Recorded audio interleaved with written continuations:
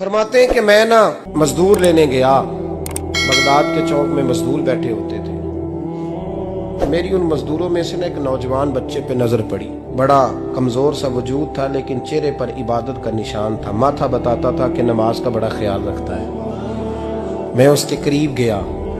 चेहरे भी बड़ा कुछ बताते हैं ना, चेहरों में भी बड़ी रानाई होती है। फरमाते हैं मैं करीब गया, मैंने उसको कहा बेटे मजदूरी करोगे? तो कहने लगा मजदूरों में बैठा हूं तो जरूर मजदूरी के लिए ही तो बैठा हूं। तो मैंने कहा कि चलो फिर। कहने लगा नहीं, मेरी कुछ शर्तें।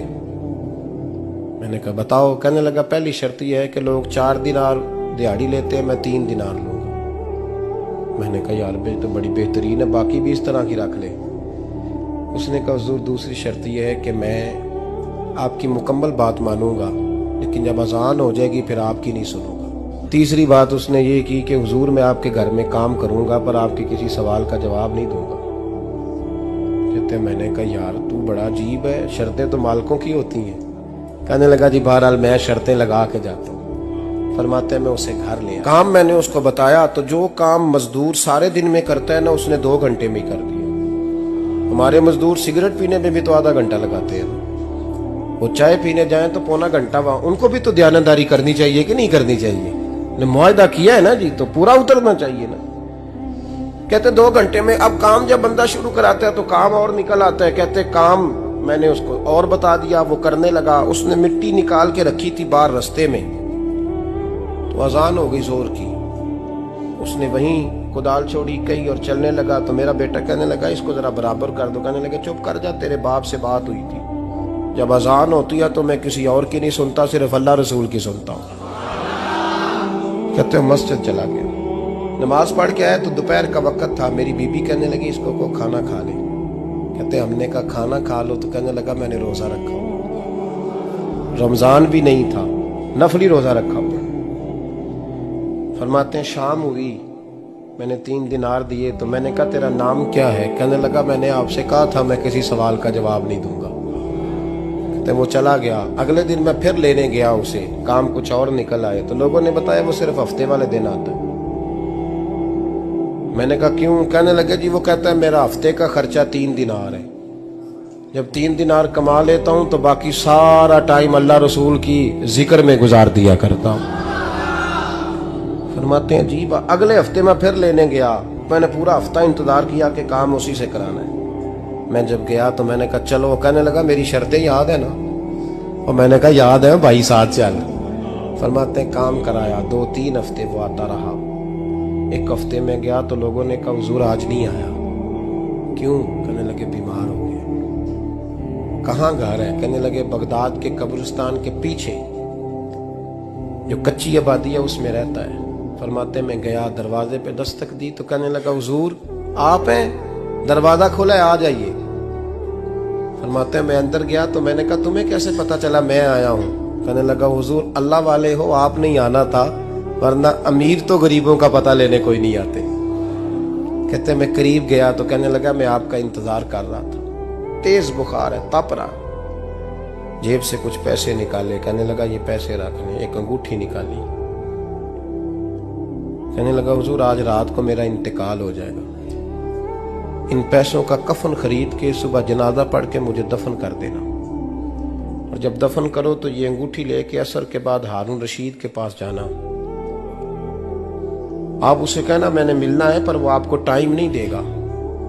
आप उसको आवाज दीजिएगा कि तेरी एक अमानत है मेरे पास। फिर वो आपसे मिलेगा तो अंगूठी दे दें, फिर आप मेरी तरफ से फारिग हैं। हजरत फरमाने लगे तेरा नाम? और कहने लगा हुजूर वक्त थोड़ा है, आज रात मैंने जाना है, बड़ी लंबी माफी मांगनी है रब करीम से, अगर मुनासिब समझे तो मुझे अपने रब से तन्हाई कर देने। फरमाते हैं मैं आ गया पर उसकी बातों ने मुझे सारी रात सोने नहीं दिया। फरमाते हैं सुबह बड़ी मुश्किल से सूरज निकला, मैं गया दरवाजे पे हाथ रखा तो दरवाजा खुला हुआ था। अंदर दाखिल हुआ तो खुशबुएं मेरा इस्तकबाल कर रही थी। जब चेहरे से कपड़ा हटाया तो उसका तो इंतकाल हो चुका, इंतकाल हो चुका। ऐसे जैसे किसी का दीदार करके सोया। कहते मैं तो 2 आदमी ले गया था जनाजे पे, पर पता नहीं दुनिया किधर किधर से आई।